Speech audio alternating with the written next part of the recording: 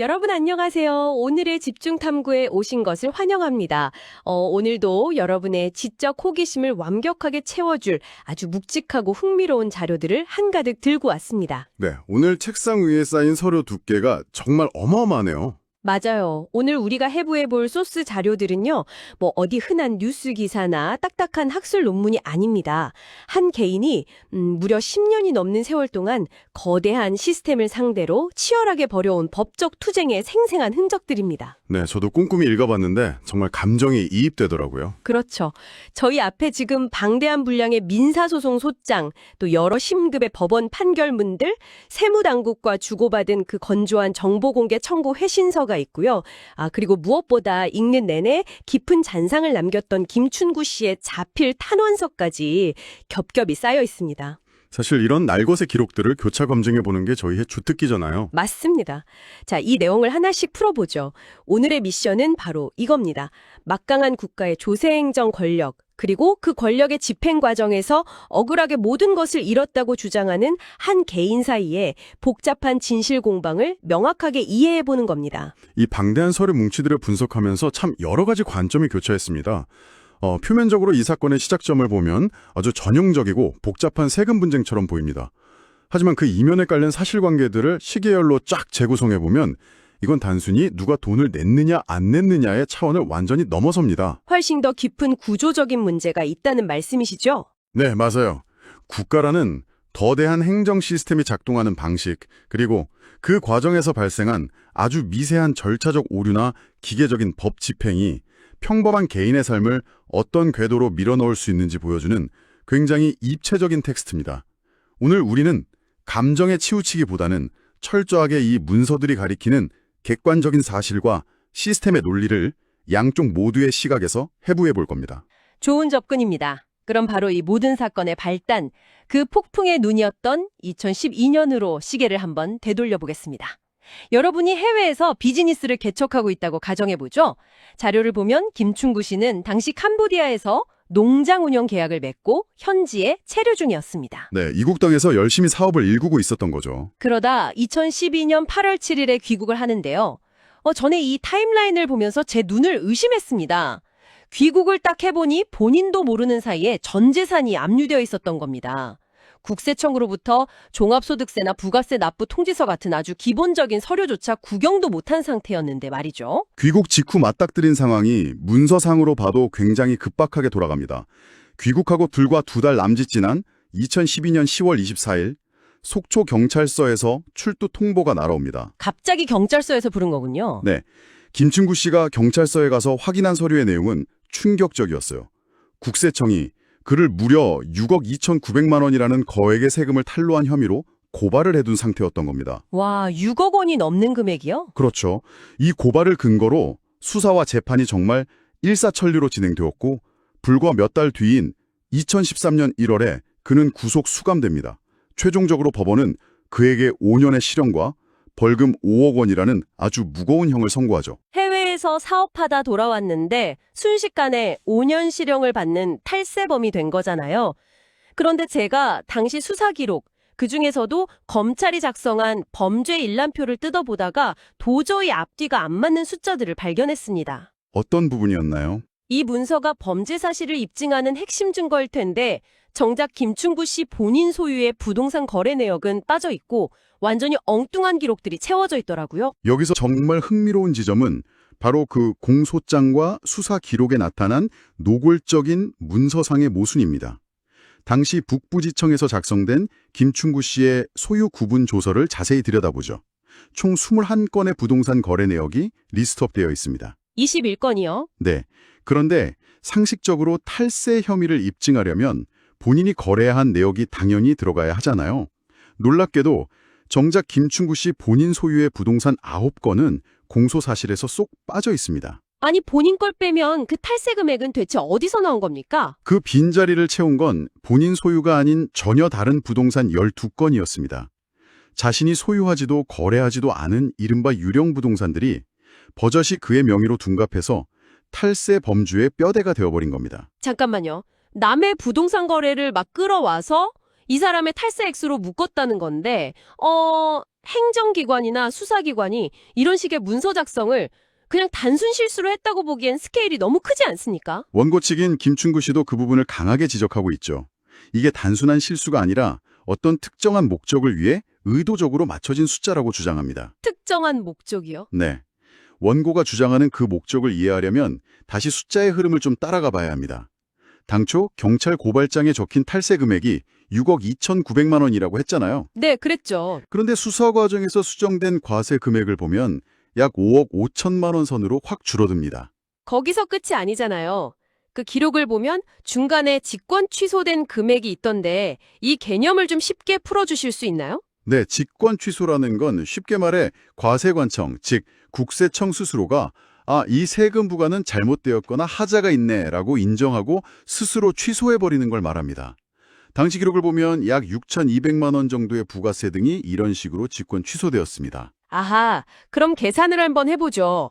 수정된 5억 5천만 원에서 국가가 스스로 잘못을 인정하고 취소한 6,200만 원을 빼면 실제 남는 금액은 4억 8천에서 9천만 원대가 됩니다. 정확한 계산입니다. 이게 왜 중요하냐면 특정범죄 가중처벌법, 그러니까 특가법상 조세포탈로 사람을 고발하고 아주 무겁게 처벌할 수 있는 기준 금액이 바로 5억 원이기 때문이잖아요. 맞습니다. 바로 그 지점이 원고 측 주장의 핵심 논리입니다.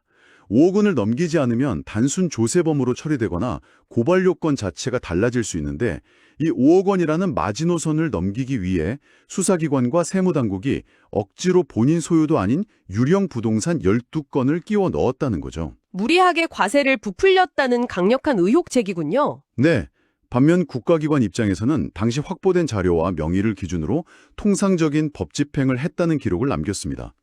하지만 결과적으로 그 숫자의 아슬아슬한 경계선이 원고에게는 거대한 음모처럼 다가올 수밖에 없는 그런 구조적 맥락이 있는 겁니다. 감옥 안에서 이 사실들을 하나씩 알게 되었을 때 그 심정이 어땠을까요? 저희가 읽어본 김충구 씨의 자필 탄원서를 보면 옥중에서 진실을 밝히기 위해 중부지방국세청에 무려 9번, 속초세무서에 2번이나 정보공개 청구와 서신을 보냈다고 적혀 있습니다. 정말 끊임없이 문을 두드린 거죠. 하지만 돌아온 건 묵묵부답이었습니다. 그냥 10년이 훌쩍 뛰어넘은 게 아니에요. 그 10년은 옥살이와 외면 속에서 계속 벽을 치던 시간이었습니다. 여기서부터 진짜 흥미로워지는데요. 그 길고 고통스러웠던 10년의 세월이 흐른 뒤 이 사건은 법정에서 완벽한 반전을 맞이하게 됩니다. 네, 마침내 진실이 드러난 순간이죠. 여러분, 결론부터 딱 짚고 가자면 2022년과 2023년에 걸쳐 김충구 씨는 법원으로부터 최종 무죄 판결을 받아냅니다. 서울북부 지방법원의 재심 1심에 이어 서울북부 고등법원까지 그의 무죄를 확정했습니다. 그렇다면 극토록 견고해 보이던 5년 실형의 근거가 어떻게 무너졌을까요? 아까 저희가 의문을 가졌던 그 유령 부동산들 때문인가요? 맞습니다. 바로 그 유령 부동산 12건의 진짜 주인이 밝혀졌기 때문입니다. 수사 당시 김충구 씨의 명의로 거래된 것으로 묶여있던 그 부동산들은 사실 그와 이미 이혼했던 전처 김정현 씨가 주도한 거래였습니다. 전처가 벌인 일이었다고요? 네. 그녀가 이한길이라는 또 다른 인물의 명의를 도용해 부동산을 거래하고 세금을 탈루했다는 사실이 뒤늦게 수면 위로 드러난 겁니다. 나아가 이 재심 과정에서 이한길 씨가 과거 재판에서 위증을 했다는 사실까지 낱낱이 밝혀집니다. 와, 국가가 애초에 그려놓았던 범죄의 실체적 진실이 180도 완전히 뒤집힌 거네요. 그렇죠. 완벽한 반전이 일어난 겁니다. 전처가 다른 사람 명의를 도용해서 벌인 일 때문에 본인이 5년 동안이나 징역을 살았다니 이건 정말 영화로 만들어도 개연성 없다고 욕먹을 스토리입니다. 그런데 문서들을 교차 검증해 보면서 아주 근본적인 의문이 듭니다. 어떤 부분이죠? 애초에 국세청이 세무조사를 시작할 때 김충구 씨 본인에게 전화 한 통을 걸거나 만나서 당신 이 부동산들 거래한 거 맞습니까? 하고 딱 한 번만 물어봤어도 그 자리에서 명의도용 사실이 드러났을 것 아닙니까? 당사자 확인도 없이 어떻게 세금 부과부터 구속, 재판까지 컨베이어 벨트처럼 그냥 쫙 진행될 수 있었던 거죠. 그 질문이 바로 이 소장 자료의 두 번째 핵심 쟁점인 절차적 하자 부분을 정확히 관통합니다. 원고의 소장에 따르면 당시 이 세무조사를 총괄했던 세무공무원 김심선 반장의 조사 과정에는 아주 치명적인 구멍들이 있었습니다. 치명적인 구멍이라면 구체적으로 어떤 건가요? 국세기본법상 세무조사를 할 때면 반드시 지켜야 할 원칙이 있습니다.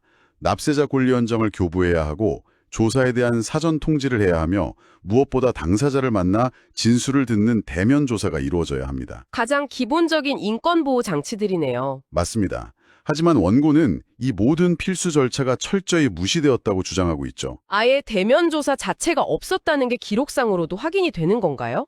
서류에 남겨진 기록의 모순은 더 놀랍습니다. 당시 국세청의 개인 사업자 조사 종결 보고서를 보면 세무조사 기간이 연장된 사유란에 버젓이 납세자 신청이라고 기재되어 있어요. 잠깐만요. 납세자 신청이요? 아까 타임라인을 짚었을 때 그 기간에 김충구 씨는 캄보디아에서 농장 관련 일을 하고 있었다고 하지 않았습니까? 네, 해외에 체류 중이었죠. 해외에 체류하면서 당국과 연락이 완전히 두절된 사람이 어떻게 자신이 받고 있는지도 모르는 세무조사의 기간을 연장해달라고 직접 신청을 합니까? 이건 앞뒤가 전혀 안 맞잖아요. 이 대목에서 양측의 주장이 아주 날카롭게 부딪힙니다.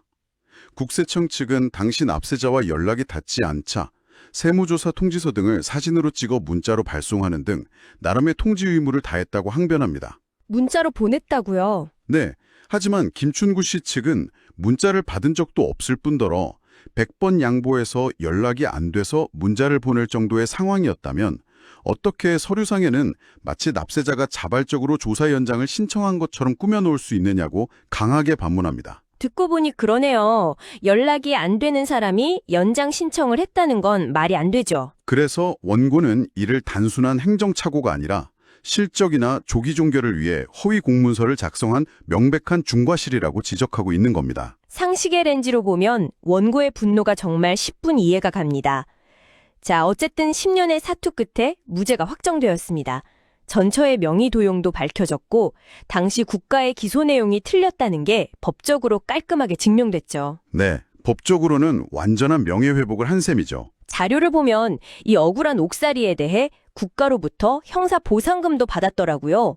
그럼 이제 모든 게 제자리로 돌아가고 그의 잃어버린 일상도 회복되어야 하는 게 당연한 순서 아니겠습니까? 그렇게 생각하는 게 자연스럽죠? 그런데 여러분, 진짜 비극적인 카프카의 소설 같은 관료주의 악몽은 바로 여기서부터 본격적으로 시작됩니다. 무죄 판결 이후 펼쳐지는 상황들을 보면 이 거대한 시스템의 기계적인 논리가 얼마나 냉혹한지 뼈저리게 알 수 있습니다. 어떤 일이 벌어진 건가요? 김충구 씨가 탈세범이라는 누명을 쓰고 수감되어 있는 동안 국세청은 그의 명의로 되어 있던 진짜 재산, 그러니까 실제로 그가 소유하고 있던 부동산들을 압류해서 공매 처분을 해버렸습니다. 세상에. 감옥에 있는 동안 재산을 처분했다고요? 네, 그 부동산을 팔아서 확보한 대금이 약 3억 4,600만 원이었습니다. 여기서 용어 하나만 확실히 짚고 가죠. 공매 처분이라는 게 구체적으로 어떤 절차인가요? 쉽게 설명하자면 납세자가 세금을 내지 않거나 낼 능력이 없다고 판단될 때 국가가 강제로 그 사람의 재산을 압류해서 공개적인 경매 시장에 내다 팔아 세금을 징수하는 행정 절차입니다. 그러니까 국가가 내 집을 강제로 팔아서 세금을 걷어갔다는 거군요. 그런데 애초에 그 세금 자체가 잘못 부과된 것이고 법원에서 최종 무죄까지 받았잖아요. 그럼 당연히 그 집을 판 돈 3억 4,600만 원은 즉시 돌려줘야 하는 거 아닙니까? 일반적인 상식으로는 당연히 그렇습니다. 뺏어간 이유가 사라졌으니까요. 그런데 국세청은 이 돈의 반환을 거부하고 있습니다. 거부를 한다고요? 왜요? 문서상으로 그들이 내세우는 거부의 핵심 논리는 바로 소멸시효가 완성되었다는 겁니다. 아니, 감옥에 갇혀서 무죄를 증명하느라 10년이라는 세월을 허비하게 만든 게 바로 국가기관이잖아요. 그런데 이제 와서 돈 돌려달라고 요구할 수 있는 법적 시간이 다 지나버렸으니 못 준다는 건가요? 정말 답답한 상황이죠. 하지만 여기서 우리는 국가 시스템을 지탱하는 논리를 아주 냉정하게 들여다볼 필요가 있습니다. 국가기관이 내세우는 원칙 중에는 비판력과 법적 안정성이라는 게 있습니다. 또 어려운 단어가 나왔네요. 비판력이요? 네. 그러니까 한번 법적으로나 행정적으로 확정된 처분은 설령 나중에 문제가 발견되더라도 시스템 전체의 붕괴를 막기 위해 함부로 뒤집을 수 없다는 일종의 강력한 방어막 같은 걸 뜻하는 건가요? 정확하게 이해하셨습니다. 이걸 객관적으로 국가 행정의 입장에서 한번 생각해보죠. 만약 수십 년 전에 끝난 행정 처분이나 세금 징수를 사실 그때 너무 억울했다는 이유만으로 언제든지 없고 되돌릴 수 있다면 국가의 재정과 행정 시스템은 엄청난 혼란에 빠질 겁니다. 혼란을 막기 위한 장치라는 거군요. 그렇죠. 그래서 법은 권리를 행사할 수 있는 유효기관, 즉 소멸시효를 엄격하게 정해두는 겁니다. 이걸 더 큰 틀에서 연결해보면 이 사건의 본질이 보입니다. 본질이요? 네. 원고가 눈물로 호소하는 나는 명의도용을 당해 무죄를 받은 억울한 피해자다 라는 실체적 진실, 그리고 국가라는 시스템이 무너지지 않기 위해 사수해야만 하는 법적 안정성 및 기판력이라는 거대한 원칙, 이 두 가지가 정면으로 충돌하면서 괴금을 내고 있는 현장인 겁니다. 시스템의 논리가 왜 존재하는지는 머리로는 이해가 갑니다. 하지만 당사자의 입장에서는 정말 숨이 턱턱 막히는 노릇이겠네요. 그럴 수밖에 없죠. 그런데 서류들을 뒤로 넘기다 보면 기가 막히다 못해 헛웃음이 나오는 대목이 등장합니다. 공매대금을 안 돌려주는 것도 모자라서 국세청이 오히려 돈을 더 내라고 청구서를 보내고 있다면서요. 네. 2024년 이후에 오간 탄원서와 상고 이유서를 보면 그 황당한 대치 상황이 숫자로 명확히 명시되어 있습니다. 국세청은 김춘구 씨에게 과거 잘못 부과되었던 그 문제의 세금 원금에다가 그동안 밀렸다는 엄청난 가산금까지 얹어서 총 15억 원이 넘는 돈을 당장 내라고 독촉하고 있습니다. 15억이요? 무죄를 받았는데도요? 네. 심지어 더 아이러니한 건 양도소득세 부분입니다. 앞서 국가가 김춘구 씨가 감옥에 있을 때 그의 부동산을 강제로 공매 처분했다고 말씀드렸잖아요. 네, 3억 얼마에 팔았다고 했죠. 그런데 국세청은 그 공매로 부동산이 넘어간 것에 대해 집주인인 김춘구 씨가 이익을 얻었다며 약 6,700만 원의 양도소득세 고지서까지 날려보냈습니다. 와, 내 허락도 없이 국가가 내 집을 강제로 팔아버렸는데 그걸로 집이 팔렸으니 양도세를 내라는 논리군요. 서류상 논리로는 그렇게 되는 겁니다. 무죄 판결을 받았음에도 존재하지도 않는 세금에 가산금이 붙어 15억이 청구되고 뺏긴 집에 양도세까지 내야 한다면 정말 누구라도 이성을 유지하기 힘들 것 같습니다. 그래서 결국 이 기나긴 싸움이 이제는 거대한 국가 뒤에 숨은 당시 공무원 개인을 향한 책임 추궁으로 이어지게 된 거네요. 네, 타겟이 바뀐 거죠. 2026년 현재 이 사건의 소송 진행 상황은 어디쯤 와 있습니까? 2026년 3월 3일 기준의 가장 최신 자료를 살펴보죠. 김춘구 씨는 당시 세무조사를 담당했던 김심선 전 세무공무원을 상대로 민사소송을 제기한 상태입니다.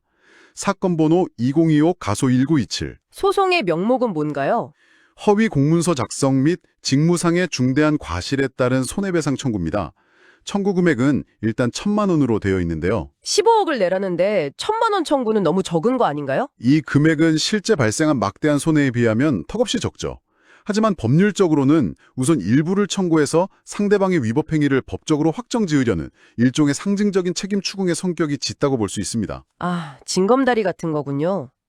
그런데 이 소송을 시작하는 첫 단추부터 또다시 거대한 벽에 부딪히고 있습니다. 누군가에게 소송을 걸려면 소장을 보내야 하고 그러려면 피고인 그 전직 공무원의 현재 주소나 주민등록번호 같은 인적사항을 법원에 제출해야 하잖아요. 그렇습니다. 김춘구 씨는 그 인적 사항을 확보하기 위해 법원에 사실조회 신청을 하고 중부지방국세청에 정보공개 청구도 접수했습니다. 절차대로 다 했네요. 하지만 양쪽 모두에서 돌아온 답변은 기각과 비공개 거부였습니다. 아니, 당장 재판을 해야 하는데 국가가 정보를 주지 않는다. 거부 사유가 정확히 뭔가요? 국세청이 소위 제 식구 감싸기를 하는 건가요? 원고 측은 당연히 그렇게 생각하며 크게 분노하고 있습니다. 진급과 실적에 눈이 멀어 무리하게 조작 수사를 해놓고 이제 와서 국가라는 방패 뒤에 쏙 숨어버렸다고 자필 탄원서에 아주 강하게 적고 있죠. 그럴 만도 합니다. 하지만 이 부분 역시 시스템의 논리로 좀 객관적으로 바라볼 필요가 있습니다.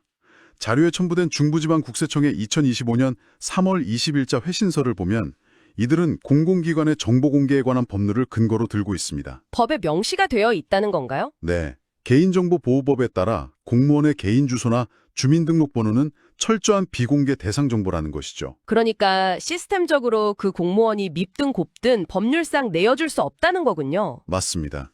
만약 세무조사나 행정처분에 불만을 품은 민원인이 정보공개를 청구할 때마다 공무원의 집 주소를 다 내어준다면 어떻게 될까요? 당장 찾아가서 항의하거나 보복할 수도 있겠네요. 그렇죠. 공무원들은 보복의 두려움 때문에 정상적인 업무를 수행할 수 없고 관공서 시스템은 완전히 마비될 겁니다. 관청 입장에서는 원칙과 법규대로 일선 공무원을 보호하는 합법적인 방어선을 딱 치고 있는 겁니다.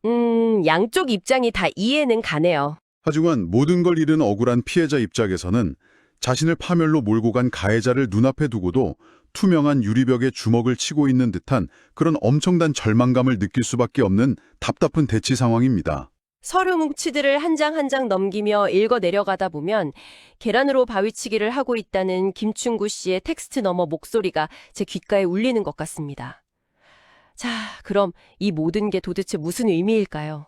여러분, 오늘 우리는 한 개인의 삶을 관통한 10년이 넘는 거친 법적 투쟁의 기록을 샅샅이 파헤쳐 봤습니다.